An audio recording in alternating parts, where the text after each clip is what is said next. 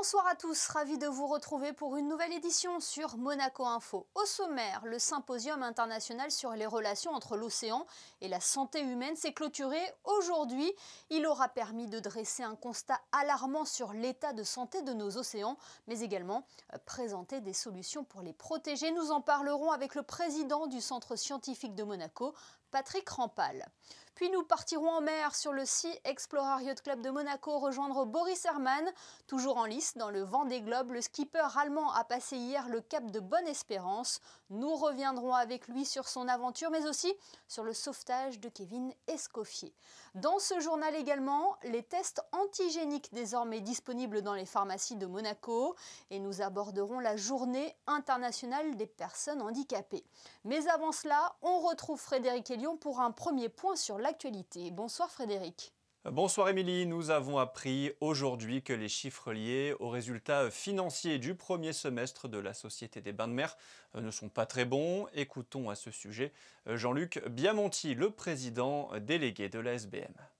Malheureusement, comme vous pouvez imaginer, le premier semestre étant du 1er avril au 30 septembre 2020, ce premier semestre est catastrophique, puisque le premier trimestre, on était pratiquement fermé. Le deuxième trimestre, on a ouvert, mais c'était un été quand même à voilure réduite, ce qui fait que sur la période, notre chiffre d'affaires a baissé de 59%, et que le résultat qui était positif pour les 6 mois de 2019 à 70 millions positifs sont passés en déficit de 40 millions, c'est-à-dire que quand on compare les 6 mois de 19 avec les 6 mois de 20, on a un écart de moins 110 millions. On a perdu 110 millions de plus que l'année précédente. Nous avons emprunté de l'argent, à la fois pour...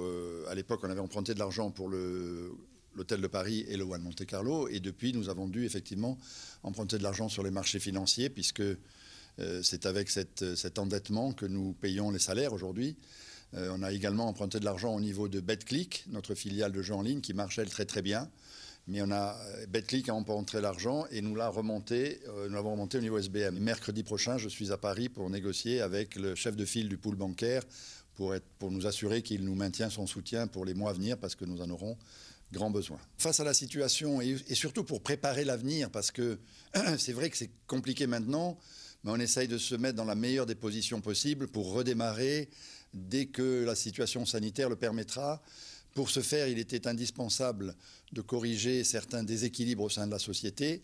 Nous avons donc effectivement soumis à la direction du travail un plan de restructuration. Ce plan est en cours de négociation. Les négociations se passent de notre point de vue bien. On tablait sur 161 départs contraints.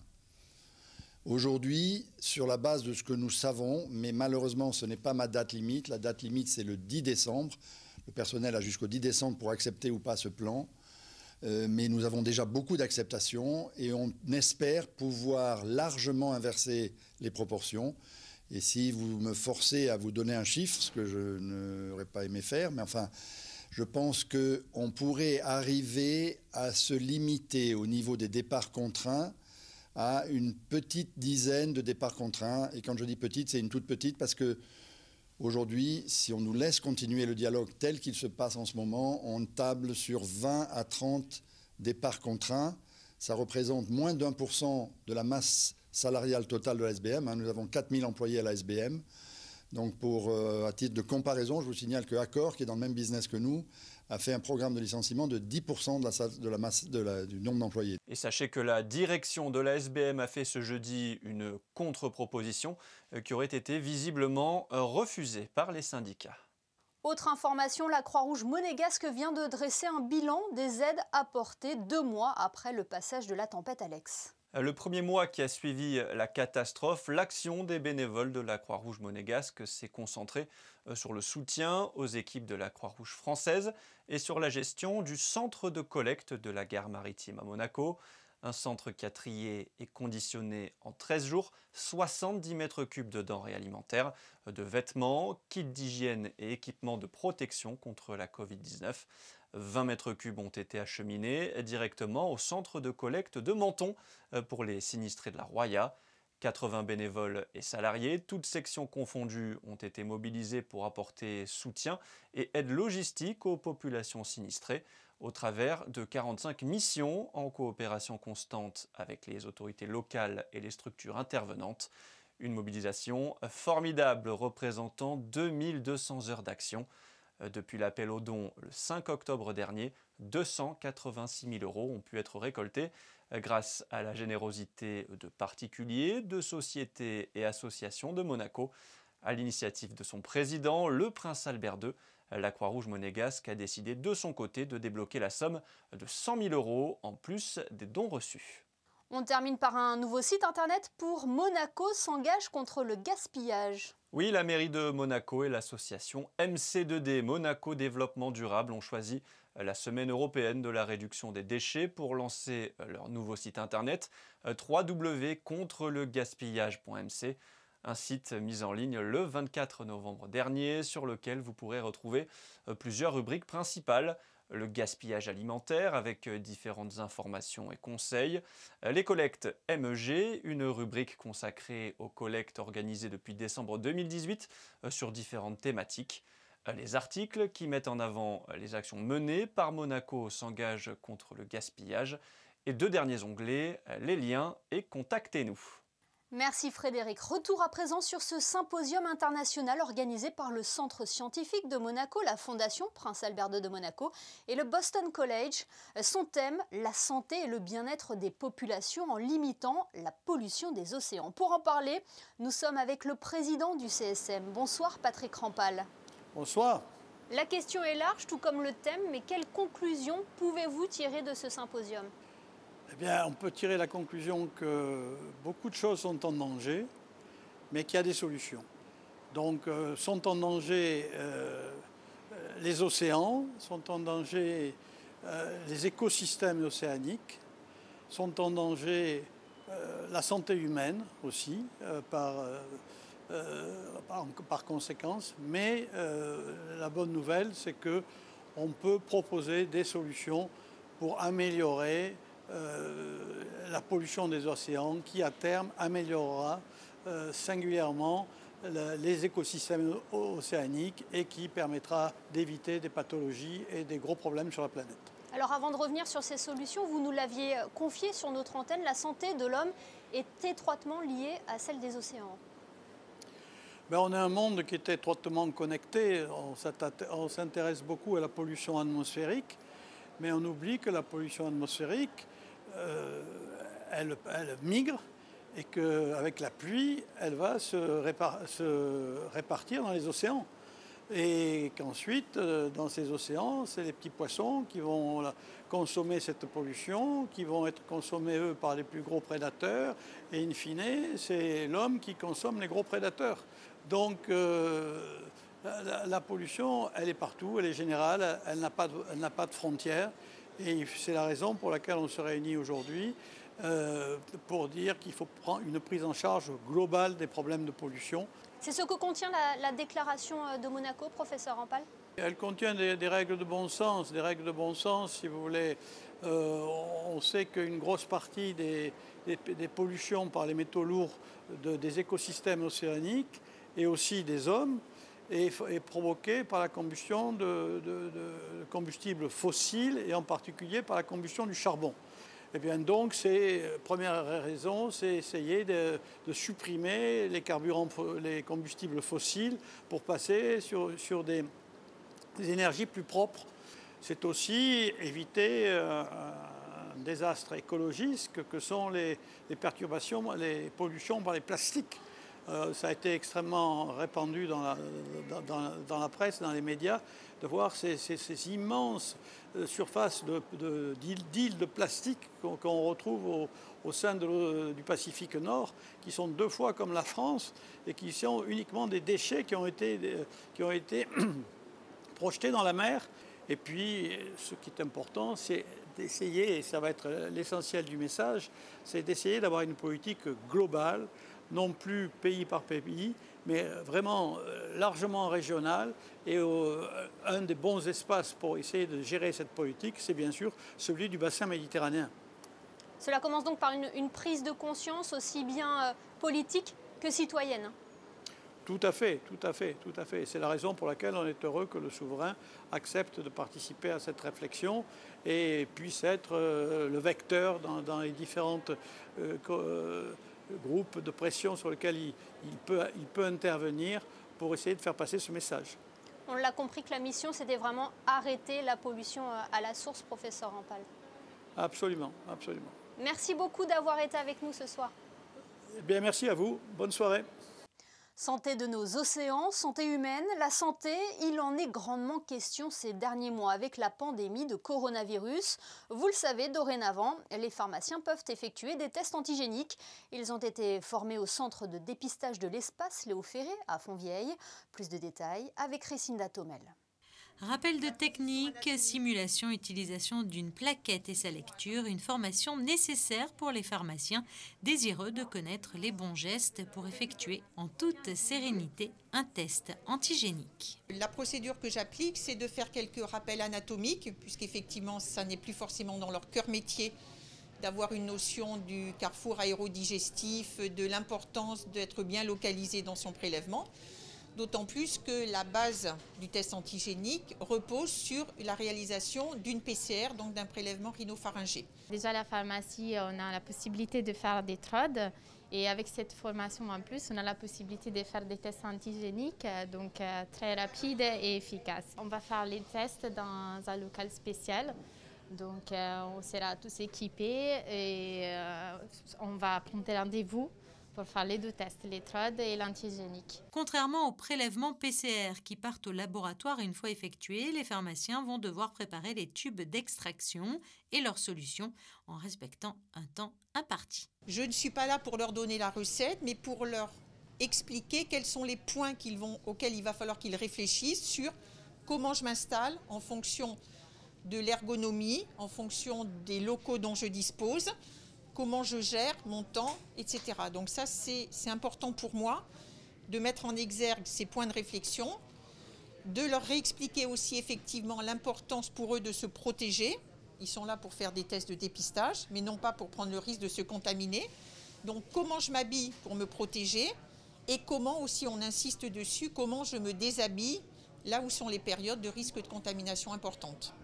Les pharmaciens sont aussi largement sensibilisés à la gestion des déchets et à l'importance du risque de contamination. Une formation donc essentielle pour effectuer ces tests en pharmacie en toute sécurité. Les tests antigéniques représentent donc de nombreux avantages pour les personnes testées, mais aussi un gain de temps non négligeable. Il faut pas d'ordonnance, justement un rendez-vous et les rendez-vous ils sont assez rapides et puis bon après on a le résultat dans 15 minutes qui suivent, donc voilà. L'avantage de se faire tester en pharmacie, c'est que comme toujours la pharmacie, on peut pousser la porte, il y a quelqu'un pour vous accueillir à tout moment. Les tests antigéniques, ça permet d'être testé immédiatement et avoir un résultat dans les 20 minutes. C'est pour toutes les personnes qui ont un symptôme ou qui ils veulent partir en vacances, trouver la famille et donc avoir un résultat positif pour être sûr de ne pas contaminer les autres personnes. Vous pouvez donc effectuer un test antigénique avec ou sans ordonnance chez votre pharmacien. 8 pharmaciens en principauté le proposent. Il faudra débourser une trentaine d'euros pour l'effectuer, un montant intégralement remboursé par les prestations médicales de l'État. Ce 3 décembre correspond à la Journée internationale des personnes handicapées. Comme chaque année, la Principauté s'y associe.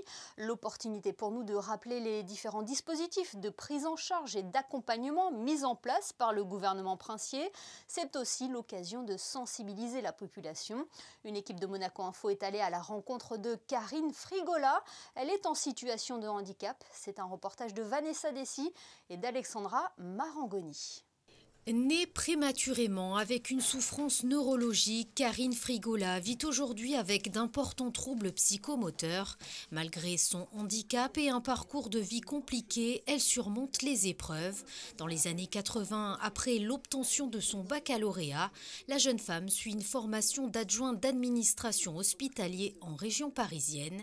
Et c'est en Auvergne qu'elle trouve son premier emploi dans une association clermontoise.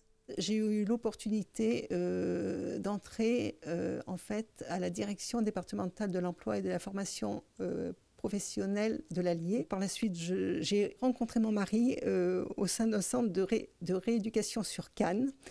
Et par la suite, donc c'est pour cela que la vie m'a amenée sur Monaco, puisque mon mari est natif de Monaco. Depuis bientôt 13 ans, Karine Frigola évolue à l'AMAPEI en tant que secrétaire au foyer de la Turbie. En principauté, l'intégration des personnes souffrant d'un handicap est facilitée. J'ai un poste de travail qui a été aussi donc aménagé. Qui me permet justement de pouvoir évoluer très librement dans tous les espaces. Au niveau des actions qui sont menées en principauté pour les personnes en situation de handicap, je ne peux que vous en dire un grand bien, puisque j'ai été tout de suite très bien pris en charge, tant sur le plan du logement également, toujours avec l'aide de la division et de l'inclusion sociale. Donc très rapidement, je me suis trouvée dans des conditions d'évolution en principauté qui étaient vraiment sensationnelles. Par ces différentes actions, le gouvernement princier confirme chaque jour son engagement en matière de santé publique. Il a passé le cap de Bonne-Espérance hier. Boris Herman est avec nous ce soir pour nous faire partager cette aventure qu'il vit à 100% et aborder également le sauvetage de Kevin Escoffier. En plein Vendée Globe, il nous invite à bord du Sea Explorer Yacht Club de Monaco. Bonsoir Boris Herman. Bonjour. Vous avez participé à l'opération de sauvetage de Kevin Escoffier. J'imagine que cela a été un soulagement quand vous avez appris qu'il était sain et sauf. Oui, c'était un énorme soulagement. On était vraiment desperate. On était là, regarder partout dans l'océan, et on a eu vraiment peur pour lui. J'ai parlé avec lui sur la VHF. Il était sur le bateau de Jean Le Cam, et j'étais très proche, et avec la radio, j'ai pu le parler directement, et j'ai entendu que sa voix était très bonne. Il était excité, il n'était pas abîmé physiquement à ce moment-là, et ça, c'était une très bonne nouvelle. Comment on arrive à se mettre mentalement dans la course après un tel événement? J'ai partagé l'expérience et les émotions avec quelques proches par téléphone, où j'ai fait des messages vocaux, et j'ai senti que ça s'évacue faire à mesure. Et le jour après, oui, c'était un peu dur, j'ai pleuré un peu, et j'ai réalisé, on avait réalisé que c'était vraiment dangereux et pas loin de la catastrophe pour lui. On est heureux, hein, on est heureux qu'il est là. La compétition reprend ses droits, vous êtes plutôt bien placé, mais des conditions météo difficiles vous attendent. Oui, c'est vrai, les conditions sont difficiles, et en plus, il me manque une voile actuellement. Je ne peux pas utiliser ma voile d'avant principale, le J2, parce qu'il y a un petit problème que je dois résoudre quand il n'y a pas de vent. Mais les prévisions, il y a du vent d'ici jusqu'en Australie pratiquement. Donc, j'ai soit une voile un peu trop grande ou trop petite. Donc, la voile intermédiaire, elle me manque, et ça me pénalise un peu, mais j'espère de pouvoir quand même garder ma place dans le peloton.